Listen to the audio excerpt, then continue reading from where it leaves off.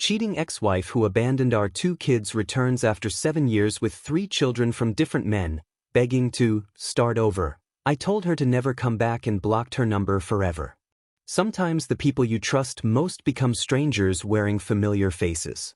I thought I knew Jessica when we met 13 years ago, both of us fresh-faced 25-year-olds working at competing architectural firms in Denver.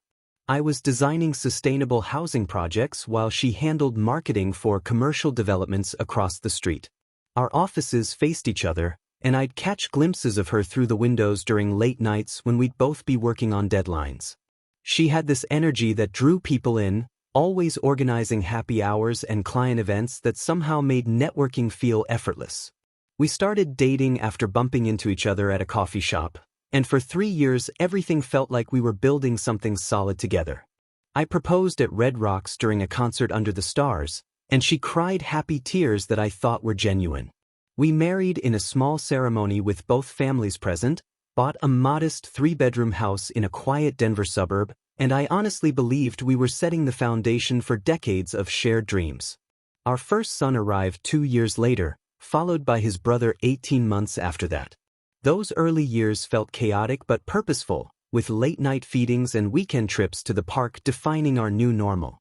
But something shifted after our second child was born, something I couldn't identify at first but felt like a slow leak in our relationship's foundation. Instead of the expected exhaustion or even postpartum depression that we'd prepared for, Jessica developed an obsession with social media that consumed hours of her day.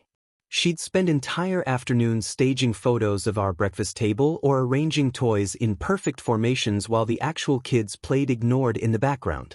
"This doesn't look aspirational enough," she'd mutter, rearranging the same scene 15 times while our toddler tried to get her attention. I'd come home from 12-hour days managing complex construction projects to find dirty dishes stacked in the sink, laundry overflowing, and Jessica editing photos on her phone.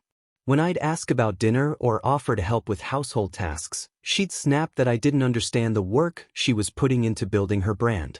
What brand, I'd wonder, watching her delete and repost the same photo of our living room with different filters. The demands started small but escalated quickly. "We need to go to Aspen this weekend," she'd announce while I was reviewing blueprints for a major office complex. Ashley just posted from there and her engagement is through the roof. When I'd explained that we couldn't afford spontaneous luxury vacations on my architect's salary, she'd accuse me of not caring about her happiness or our family's image. "You make decent money," she'd argue, "you just don't prioritize the right things." I was prioritizing mortgage payments, college savings, and actually providing stability, but apparently that wasn't Instagram-worthy enough. The breaking point came on a Tuesday evening when I discovered Jessica had been secretly opening credit cards in my name. I found the statements hidden in her makeup drawer while looking for Band-Aids, 15 different accounts with balances totaling $45,000. Designer handbags, expensive cosmetics, professional photography equipment, clothes for photo shoots she'd never mentioned. "You were going to say no," she explained when confronted, as if that justified identity theft. "I'm building something here, Nathan. Investing in our future." Our future was drowning in debt while I worked overtime just to cover the mortgage on our suburban home. I stared at those credit card statements, calculating how many years it would take to pay off her investments, and realized I was living with someone who'd become a complete stranger. Jessica's behavior spiraled into territory I couldn't have imagined when she began disappearing for entire weekends, claiming she needed self-care retreats to maintain her mental health and creative energy. I'd be left handling both kids and my demanding job designing office complexes, trying to explain to our 4-year-old and 2-year-old why mommy wasn't home for Saturday morning pancakes or Sunday afternoon playground visits. "Where does mommy go?" became a question I dreaded because I honestly didn't know the answer.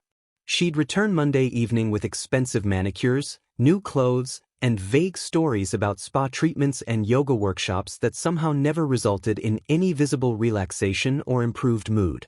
The credit card statements told a different story: charges at luxury hotels, high-end restaurants, and boutiques that certainly weren't part of any wellness retreat I'd ever heard of.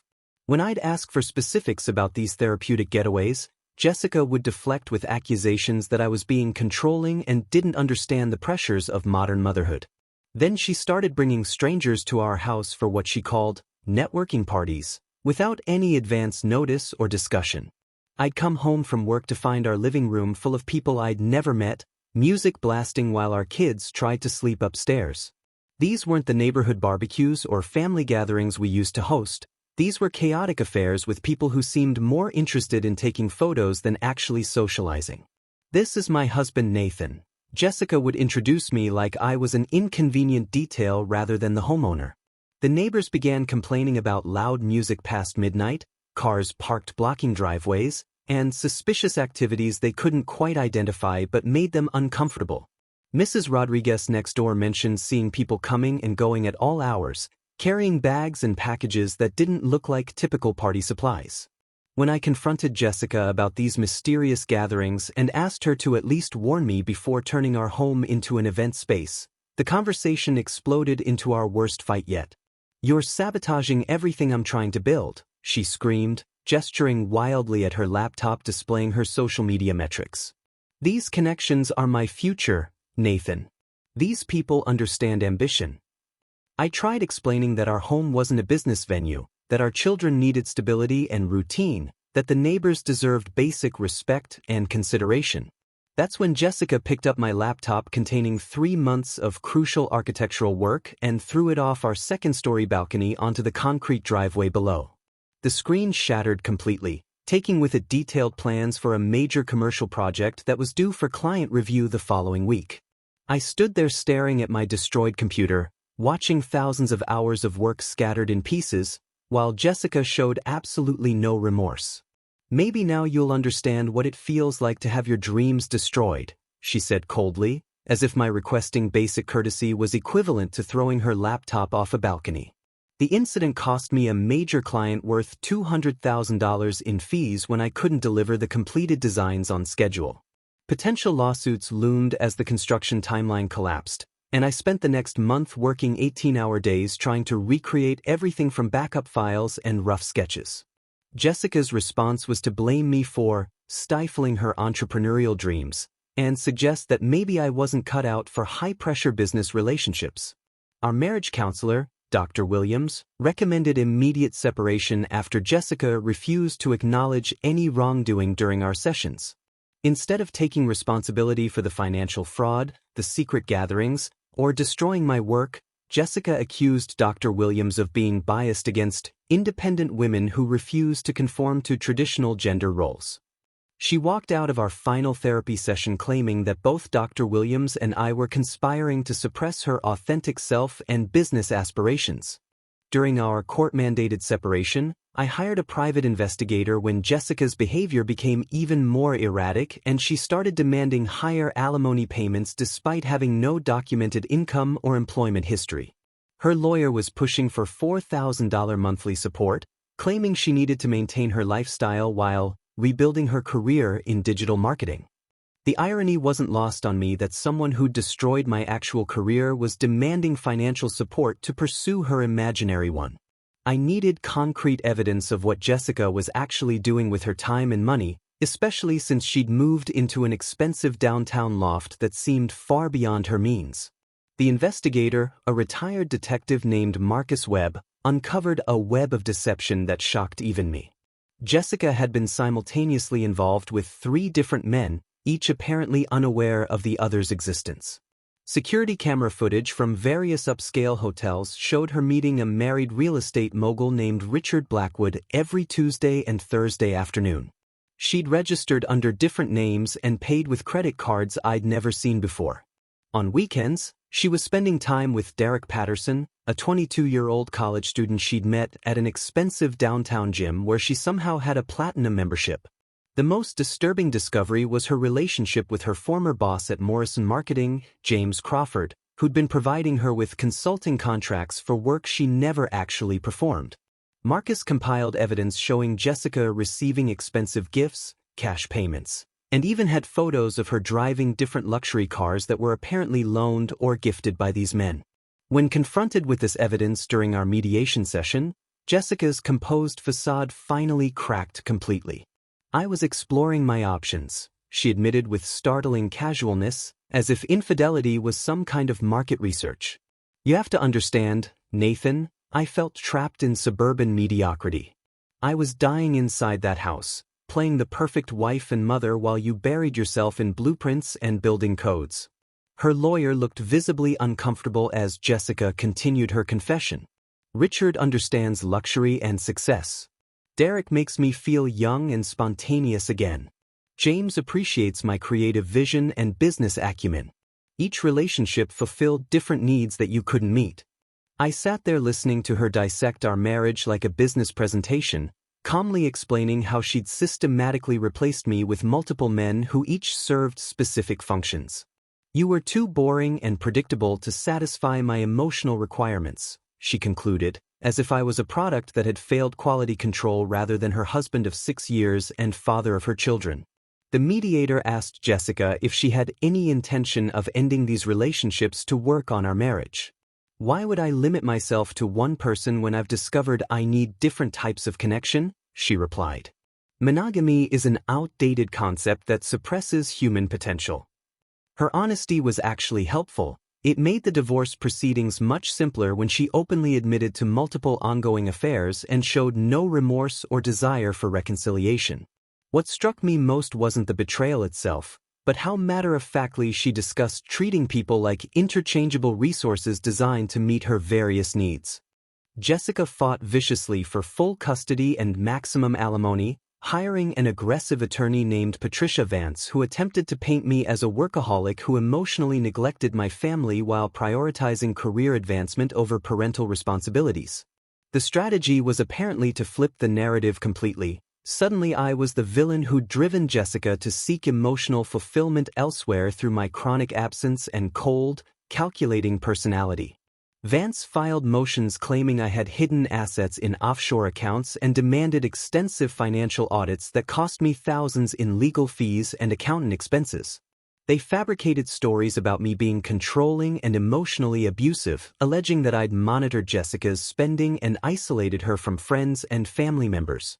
Mr. Harrison systematically undermined my client's self-esteem and autonomy, Vance argued during one particularly absurd hearing. He weaponized financial control to maintain dominance in the relationship. The irony of someone who'd committed identity theft and racked up $45,000 in secret debt claiming financial abuse wasn't lost on me, but family court apparently required extensive documentation to disprove these allegations. During the court-ordered custody evaluation, child psychologist Dr. Sarah Mitchell noted concerning patterns in Jessica's testimony that even I hadn't fully recognized. Jessica couldn't recall basic details about our children's daily routines, school activities, or medical history. When asked about our older son's recent robotics competition that he'd been preparing for over 3 months, she looked blank and asked if that was some kind of video game thing. She didn't know our younger son's teacher's name, couldn't remember the last time either child had been to the dentist, and seemed genuinely surprised when Dr. Mitchell mentioned their upcoming school conferences. I've been focused on rebuilding my career, Jessica explained when confronted with her lack of knowledge about our children's lives. Nathan usually handles the logistical details while I provide emotional support and creative inspiration. What emotional support, I wondered, thinking about all those weekends she'd disappeared for self-care retreats. The case took a dramatic turn when Jessica's 3 affair partners were called as witnesses, each apparently willing to testify about different aspects of her character and situation. Richard Blackwood, the married real estate mogul, revealed under oath that Jessica had approached him about helping her hide assets in offshore accounts and had discussed starting fresh without baggage, referring to our children as obstacles to her new life. Derek Patterson, the college student, testified that Jessica had told him she was already divorced and planning to move to California to pursue influencer opportunities. Most damaging was James Crawford's testimony about the fake consulting contracts he'd created to funnel money to Jessica, admitting they'd discussed how to make her appear financially independent for divorce proceedings. The judge, Honorable Margaret Torres, clearly had no patience for Jessica's theatrics when she missed multiple court appearances, choosing instead to vacation in Miami with her latest boyfriend while custody of our children hung in the balance. The respondent's priorities are clearly demonstrated by her absence from these proceedings, Judge Torres noted dryly during the final hearing, where Jessica's empty chair spoke volumes about her actual commitment to our children. 7 years passed in what I can only describe as blessed peace and steady rebuilding after Judge Torres granted me full custody, with Jessica required to pay child support she immediately stopped sending. I rebuilt my architectural firm into a successful business specializing in sustainable housing developments throughout Colorado, focusing on eco-friendly designs that attracted environmentally conscious clients from Denver to Boulder. The insurance settlement from my destroyed laptop case provided seed money to start my own practice, and within 3 years I was employing 6 other architects and urban planners. My sons, now 12 and 10, had flourished in ways I hadn't expected during those difficult divorce years. They excelled academically and socially, with my older son winning regional science fairs for his robotics projects and my younger son emerging as a natural athlete in youth basketball and soccer. My sister Emma had moved from Portland to a house 10 minutes away, providing the boys with a stable aunt figure who helped with school pickup, weekend activities, and the countless logistical details of single parenting that I'd initially found overwhelming. Family therapy sessions with Dr. Rachel Stevens had helped all of us process the abandonment and move forward without lingering resentment or confusion about Jessica's absence. Mom chose to leave because she wanted different things, became our simple, honest explanation that seemed to satisfy the boys without damaging their self-worth or creating unrealistic hopes for her return. Jessica had completely vanished from our lives like smoke dissipating in wind, with child support enforcement agencies unable to locate her after she moved frequently between Arizona, Nevada, and California using different names and addresses. Occasionally the boys would ask about their mother during our monthly check-ins with Dr. Stevens, but these conversations felt more like curiosity about a historical figure than genuine longing for someone who'd been absent from their daily reality for 7 years. Our peaceful routine was completely shattered on a crisp October morning when I returned from dropping the boys at school to find Jessica standing on my front porch, accompanied by 3 young children I'd never seen before. She was holding the hand of a 6-year-old girl with striking red hair, while twin boys who appeared to be about 4 years old clung to her legs with nervous energy. Each child was clearly from a different father based on their completely distinct appearances, the girl's pale complexion and freckles, one twin's dark skin and curly hair, the other twin's Asian features and straight black hair. "Nathan," Jessica said with that same confident smile I remembered, as if 7 years of abandonment was just a brief intermission. "I know this is unexpected, but I need to talk to you about our future." Our future? As if we had one. As if she hadn't systematically destroyed our past and voluntarily forfeited any claim to shared tomorrows. "I've found myself through motherhood," she continued, apparently oblivious to my shock and the way these 3 confused children were staring at my house like they were touring a museum. "I want to combine all the children into one blended family under your guidance and support. You've always been so good with kids, and I think together we could create something beautiful here." The next morning I discovered that my sister Emma had been secretly facilitating Jessica's return by providing detailed information about my success and home address over several months of careful planning and manipulation. Emma revealed this betrayal during what I thought would be a routine coffee meeting, her face flushed with guilt as she explained how Jessica had tracked her down through social media and begun a systematic campaign to gain her sympathy and support. "She seemed so different, Nathan," Emma said, unable to meet my eyes across the kitchen table where we'd shared countless family breakfasts over the years. "She was crying, talking about how she'd made terrible mistakes and how much she missed the boys. I felt guilty about them growing up without their biological mother." Jessica had apparently spent months crafting elaborate stories about being homeless and struggling as a single mother, sharing fabricated photos of rundown apartments and empty refrigerators while carefully concealing the fact that she'd been living comfortably off different men and government assistance programs across multiple states.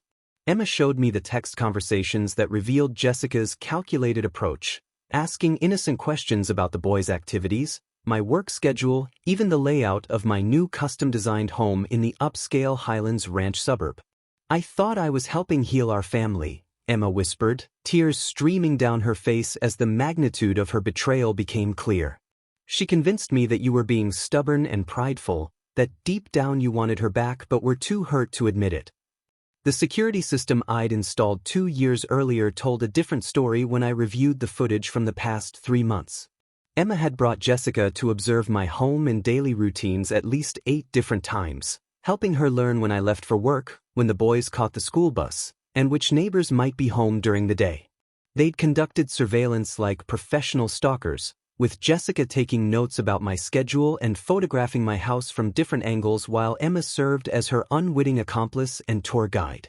The betrayal was compounded when I learned that Emma had been arranging supervised visits between Jessica and the boys during what I thought were innocent afternoon activities at the park or arcade.